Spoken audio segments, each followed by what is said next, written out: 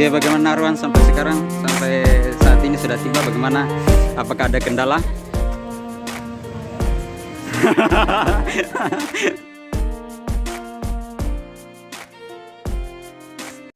Jadi mungkin kamu bisa dapat materi tentang apa dan bagaimana Gua Sumpah Bita ini, ya, yang ditemukan lalu diperkenalkan oleh Paul Karating, saudara. Ya, kamu bisa lihat dan bagaimana sebenarnya ada beberapa keterangan-keterangan yang dipasang ya di papan-papan pengumuman ini, cuma mungkin karena sudah kena. Ini kalau ini papan larangan saja yang. Iya. Dulu ada ini tulisannya ini. Kalau yang keterangan sejarah singkatnya cuma ada di gua. Saudara Rizky, apakah sudah pernah mengunjungi situs sejarah ini? Saya ini pertama kali, my first time go here, bro. And then I'm so expect this is the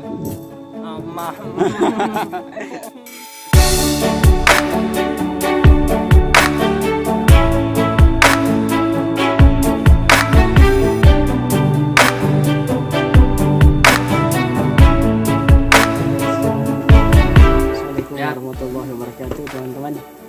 Ya, ini sementara melakukan perjalanan ke titik penelusuran arkeologi di salah satu taman purbakala yang ada di Sulawesi Selatan. Oh iya. Di Sumpang Bita. Saksikan terus perjalanan kami. Jadi kami sedang istirahat sebentar karena sudah melewati hampir 300 ya tadi, 300 anak tangga.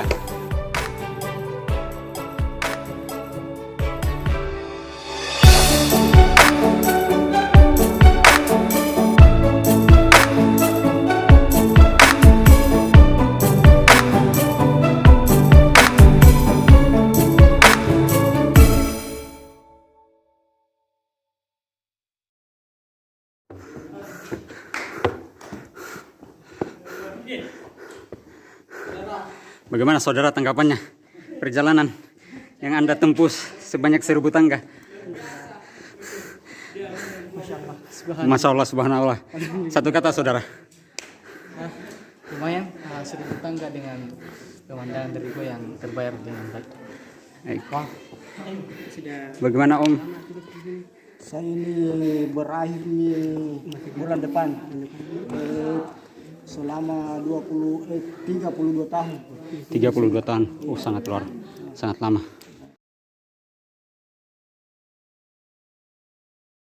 Assalamualaikum warahmatullahi wabarakatuh. Waalaikumsalam warahmatullahi wabarakatuh. Jadi yang saya jelaskan ini cuma perkenalannya ini Gua Sumpah Bita, kemudian sebentar disambung oleh Pak dosen. Jadi begini. Mulai dari nama Sumpah Bita itu bukan sumpah, sumpang. Itu sumpang artinya pintu. Dia berasal dari bahasa Bugis. Yang saya tunjukkan tadi di sana diantaranya 2 gunung ini itu yang dimaksud Sumpah Bita. Karena itu Bita, kampung di belakangnya nih gua. Dulu. Jadi dulu itu lalu lalang di sini orang Bita. Jadi namanya Sumpah Bita, yang berikan ini nama gua. Kemudian yang pertama itu menemukan ini Sumpah Bita. Gua Sumpah Bita atas nama Lantara Adat Paduni. Ya almarhum sekarang yang pertama dulu anunya di sini Sukritinya dulu di sini. Ya. Jadi sumpang itu kita bahasa Bugis, sumpang artinya pintu atau mulut. Kemudian Gua Sumpah Bita ini isinya Gua Sumpah Bita ini ada beberapa gambar di dalamnya. Yang pertama banyak kelompok-kelompok gambar telapak tangan, kemudian kelompok-kelompok gambar babi rusa. Ada juga yang di sebelah ini gambar anoa. Ada juga gambar perahu atau sampah ini satu. Ya. Kemudian ditemukan juga gambar kaki anak-anak satu yang ujung sana itu. Ya. Jadi ini Gua Sumpah Bita mulai ditemukan pada tahun 1960-an. Setelah itu di tahun 1980 sudah ada yang melapor bahwa ada yang seperti ini karena orang tua dulu itu tidak tahu apa artinya ini gambar-gambar. Jadi ada yang melapor ke pemerintah yang diwakili pada waktu itu pendidikan dan kebudayaan. Kancang istilahnya tuh dulu tuh itu kancangnya melapor di situ, akhirnya ini ya dilindungi. Jadi mulai pembebasan tanah itu tahun 1980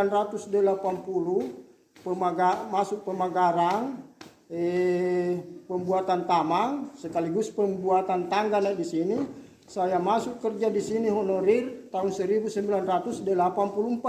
Jadi saya terlibat juga ini di pembuatan tangga. Nah, jadi ini tangga yang dari bawah 900 lebih, tapi dibulatkan menjadi tangga 1000 ditambah dengan ini tangga kayu. Ya begitu. Jadi kalau tidak yakin silakan menghitung sendiri. Tapi dengan resiko kalau salah Iya. ulang. Balik ulang. Jadi kemudian sedikit saya singgung juga mengenai sejarah singkat. Nanti sebentar dilengkapi sama Pak dosen. Ini Sumpambita, gua yang paling besar di Kabupaten Pangkep serta Maros. Karena Maros dengan Pangkep itu satu paket. Jadi satu unit ini, satu kepala unitnya sekarang itu Maros Pangkep. Jadi apa yang ditemukan di sini di Gua Sumpambita juga ditemukan di gua-gua yang lain. Cuma ini menurut para ahli, katanya di sini tempat pertemuannya manusia purba. Ya, tempat pertemuannya manusia purba.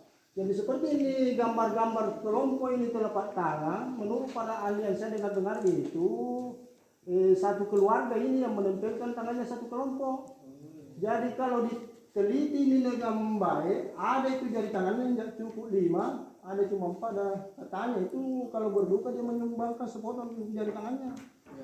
Nah, kalau ini gambar anoa merupakan juga ini binatang kesayangannya dan ciri khasnya Sulawesi. Cuma ditemukan di Sulawesi ini binatang begini anoa. Kalau perahu kita dikenal di sini di Pangkep ini dan Kepulauan. Ayo. Sejak dulu ini.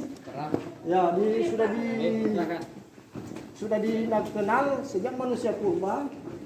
Sudah dikenal namanya nih kendaraan di air, perahu atau sampang. Kalau itu babi rusa merupakan hasil buruannya atau makanan pokoknya. Di tahun 1984 pernah ini ada di situ digali dulu, dieskavasi namanya istilahnya, ditemukan di bawahnya, di dalamnya itu tulang, gigi manusia dan ujung panah yang namanya lancipang. Itu ujung panah itu diberi nama sekarang, itu lancip diberi nama sekarang Maros Point atau gelar Maros Point. Artinya itu Maros Point pertama kali ditemukan di Kabupaten Maros seluruh dunia. Jadi Maros dengan Pangkep betul-betul sama itu isinya yang kita dapatkan. Semua gua. Ya. Jadi barangkali itu saja yang saya dapat jelaskan. Untuk selanjutnya saya serahkan kepada Pak dosen. Sekian, assalamualaikum warahmatullahi wabarakatuh. Saya kira tadi yang disampaikan Nah, oleh Pak besok Akad nih, itu sudah banyak sekali ya, mengandung penjelasan tentang esensi daripada aktivitas yang dilakukan pada masa prasejarah, paling tidak pada masa Paleolitikum sampai pada masa Neolitikum. Secara umum gua prasejarah itu dibagi dua. Ada gua yang seperti tadi disampaikan menjadi tempat pertemuan. Tempat pertemuan itu dilakukan untuk melakukan pemujaan, ya, pemujaan terhadap sesuatu yang sifatnya gaib, ya, seperti yang dibilang tadi, penyembahan, pemotongan tangan, jari-jari tangan, itu semua penyembahan. Mengenal yang namanya aksara itu memang ada, ya. Apakah itu kaitannya dengan keyakinan kita sebagai seorang Muslim? Ya, itu lain lagi. Tetapi dalam khasanah ilmu pengetahuan, khususnya ilmu-ilmu arkeologi, ilmu-ilmu kesejarahan, inilah salah satu bukti otentik bagaimana kehidupan manusia yang ada ketika mereka belum mengenal aksara, tulisan. Ya. Yang dulu kita kenal dengan suku Toala.